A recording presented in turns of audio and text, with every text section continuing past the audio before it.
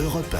Le grand direct des médias, Jean-Marc Morandini. Et comme régulièrement dans cette émission, ce matin, les téléflingueurs sont là autour de cette table. Nicolas Voller, bonjour. Rédacteur en chef à TV Mag, présentateur du Buzz TV Mag. François Wyss, bonjour. Bonjour. Journaliste à Télé Loisirs. Emmanuel Maubert, journaliste média. Bonjour, à tous. Première info, c'est tous les sites médias qui en parlent largement. Il n'y a plus que ça, d'ailleurs. À la une de tous les sites médias en France, c'est Cyril Hanouna. Beaucoup de papiers qui sont sortis autour de lui. Beaucoup de papiers à charge, il faut bien le dire, contre l'animateur. On va pas revenir sur les détails de chaque papier. Ils sont s'en expliquer. Tout le monde en a parlé. Mais qu'est-ce qui se passe plus globalement en ce moment autour de Cyril Hanouna? Pourquoi autant de papiers contre lui? C'est un complot, c'est un hasard, c'est l'air du temps. Emmanuel Maubert. C'est l'homme du moment, quoi. Voilà. Dans le magazine Society, c'est expliqué, je trouve, d'une très bonne façon. Il n'y a pas un rendez-vous, pas un déjeuner professionnel, pas un dîner, pas une discussion sans qu'on évoque à un moment donné ou à un autre Cyril Hanouna. C'est vraiment l'homme du moment. Donc forcément, il se cristallise toutes les attentions, mais aussi toutes les haines, toutes les rancœurs, tout. Voilà, c'est ça. On ne parle que de lui parce que c'est lui qui marche en ce moment. Mais il y a c'est vraiment l'homme de la situation. Il y a eu la une de Charlie Hebdo, il y a eu la révélation du Canard enchaîné, il y a Society, il y a le Nouvel Obs, tout ça en 20 jours maximum. C'est un hasard, cette concordance? Ça fait vendre et ça fait parler surtout. Et pour rejoindre ce que dit Emmanuel, c'est l'homme du moment, comme à une époque il y a pu avoir Christophe de Chavannes, comme il y a pu avoir Jean-Luc Delarue, et des papiers comme ça, il y en a eu ou il y aurait pu en avoir à la même époque sur ces autres animateurs. Et ça va continuer pour vous? Oui. Oui. Tant que Cyril Hanouna fait le buzz, oui, bien sûr. Oui, François. Et puis en plus, je trouve, comment dire, le reproche qu'on peut lui faire, c'est de communiquer peut-être pas bien. Quand je lis dans Society qui dit, moi, le milieu, je m'en fous, ça a du panache. On se dit, oui, il est du côté du public, c'est un vrai Jean. Je pense qu'il a atteint une dimension aujourd'hui. Peut-être qu'il n'a pas mesuré qu'il était plus chroniqueur à comédie et qu'aujourd'hui, c'est. Je pense qu'il le sait, ça.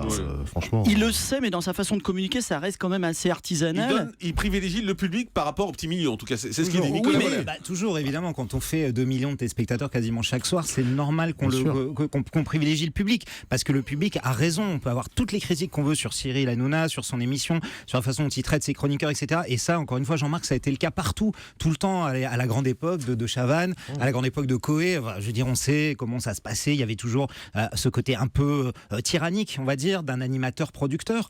Ça, c'est à la limite de la cuisine interne. Le reste, c'est du buzz. Et tous les médias dont vous parlez, y compris Charlie Hebdo, surfent sur le buzz que crée Cyril Hanouna. À chaque fois qu'on parle de Cyril Hanouna, on parle de vous. Mais est-ce que en même temps, il n'y a pas aujourd'hui certaines presses qui a décidé de le descendre? Ah bah évidemment, mais ça c'est la rançon du succès. C'est la fameuse règle des 3L que disait Delarue, quoi. On lâche et on lynche. C'est-à-dire que tout le monde en parle. Donc il y a un moment, quand on a parlé du côté, quand on a tout dit sur le côté positif, et en plus lui, vous l'avez vu dans l'émission de Jean-Claude Fogel, il parle finalement assez peu de lui-même. Enfin, il fait pas de people. Donc finalement, du coup, le seul moyen d'en parler et de continuer à en parler, c'est de le descendre en flamme. Il y a deux choses chez Cyril Hanouna qui énervent tout le monde, ou alors qui agacent ou qui font réagir tout le monde. La première, c'est le succès. Vous savez très bien, Jean-Marc, que tous les gens qui ont du succès, on parle d'eux souvent par jalousie, par rancœur. Beaucoup de gens qui aimeraient être à sa place, avoir le contrat qu'il a eu, etc. Et la deuxième, contrairement à De Chavannes, Delarue ou plein d'autres animateurs, Cyril Hanouna a une émission où il parle de la télé. Donc quand il parle de la télé, il critique aussi ses confrères, parfois ses concurrents directs aussi, et ça forcément c'est mal perçu. Et il prend des scuds en retour, ce qui est à peu près normal. Emmanuel Maubert, là-dessus vous pensez que ça va continuer? Il va y avoir d'autres papiers? Je pense, parce que regardez, on en parle ce matin sur Europe 1, tous les sites médias reprennent les informations de Society ou d'autres journaux. Voilà, évidemment ça fait le buzz, et donc ça va continuer, bien évidemment. Ce qui est assez étonnant dans ces papiers, c'est les gens anonymes à l'intérieur du groupe, à l'intérieur de sa société, à l'intérieur de son équipe qui visiblement parle. Ça veut dire qu'au sein même de son équipe, il y a des balances, quoi, clairement. Ouais, et moi c'est ça qui me surprend le plus, c'est qu'à la limite je veux dire, personne, alors je veux bien admettre à la limite si c'est tyrannique, mais personne les oblige avec une baïonnette à y aller tous les soirs. Donc finalement si ça leur convient pas, qu'ils n'y aillent plus et qu'ils s'en aillent d'eux-mêmes, ou qu'ils fassent comprendre à Cyril en ne participant pas à ces happenings, en refusant cette ambiance, que faut plus les appeler, faut plus les faire venir. C'est ça qui me surprend le plus. Tu vois des gens encore dans la boucle. Autre information aux médias, et ça on l'a appris la semaine dernière, c'est France 2 qui réfléchit à mettre Thomas Touroud à la place d'Olivier Minde. Alors Thomas Touroud va pas le remplacer dans le jeu Joker. Le jeu Joker va se poursuivre, mais sans doute à un autre horaire. Et Thomas Touroud viendrait faire un talk show sur France 2 aux alentours de 17h ou 18h. C'est assez étonnant, François Wyss, quand même, de se retrouver avec Thomas Touroud. qui a du talent, certes, mais qui a foiré sur Canal quand même. Bon, alors on n'en sort pas, je dirais que chacun cherche son Hanouna, c'est-à-dire que M6 tourne un peu autour de Coé, France 2 se dit pourquoi pas Touroud, il est libre, et puis c'est chic, c'est Canal, donc c'est peut-être compatible avec France Télé. Moi je crois que c'est une fausse bonne idée, parce que le public de France 2 de l'après-midi, comme vous l'avez dit, justement sur Canal ça marchait déjà pas trop, alors sur France 2, c'est quand même, je pense que les blagues d'Olivier Mine, déjà c'est un peu punk pour le public de l'après-midi de France 2. Donc... c'est un jeu là. Emmanuel Maubert, pourquoi aller chercher Thomas Touroud? C'est étonnant quand même. Pourquoi pas? Moi, honnêtement, je trouve que ça peut être une bonne idée parce que c'est un nouveau visage. Effectivement, les téléspectateurs de France Télévisions ne le connaissent pas. Bon, ceux de Canal+ le connaissent pas forcément beaucoup non plus, mais bon, ça c'est un autre débat. Non, pourquoi pas pour renouveler le genre? Delphine Ernotte, la présidente de France Télévisions, a toujours dit qu'elle avait envie de nouveaux visages. Donc, pourquoi pas effectivement Thomas Touroud? C'est vrai que voilà, ces émissions, que ce soit l'after show, des choses comme ça, ou le before plus exactement. Tu vois, t'as déjà oublié le before. Oui, c'est ça. Le before a pas bien fonctionné, mais pourquoi pas? C'est un nouveau visage et sur un talk show. Quand on dit qu'il va remplacer Olivier Mine, moi je suis pas tout à fait d'accord. Oui, c'est ça. On parle de l'horaire. Sur l'horaire. Voilà. Pas forcément. Ça peut être aussi l'émission d'avant. Ça peut être soit l'émission de Stéphane Bern. Ça peut être aussi l'émission de Frédéric Michalak. Donc bonne ou mauvaise idée, Nicolas? Moi, je trouve que c'est plutôt une bonne idée parce que c'est un type qui a du talent. Franchement, il a du talent. Il a été mal utilisé. Oui, à cette heure. Mais c'est pas un peu bobo? C'est pas spécialement bobo, c'était bobo quand il était sur Canal+, Jean-Marc. En même temps, c'est un type qui s'est animé, qui a du talent. Moi, je l'ai connu. Moi, j'adore le sport. Je l'ai vu dans plein d'émissions de sport, que ce soit à l'époque où il était sur Infosport, que ce soit quand il animait l'équipe du dimanche. Il a toujours cherché à faire des vannes, à vraiment écrire les choses. C'est un type qui a été mal utilisé, donc franchement, à voir. Autre info média, le talk show d'Alessandra Sublet, il arrive le vendredi 18 mars. Ça s'appelle Action ou Vérité, nouvelle émission de l'animatrice. Vous en pensez quoi? Est-ce que vous y croyez? Emmanuel Maubert, vous qui avez travaillé avec elle, vous n'allez pas dire de méchanceté? C'est ma copine. Non, mais honnêtement, moi j'ai envie de voir. Voilà, franchement, moi je serai devant mon poste le 18 mars. Voilà, c'est déjà une case qui est occupée souvent par Arthur, etc.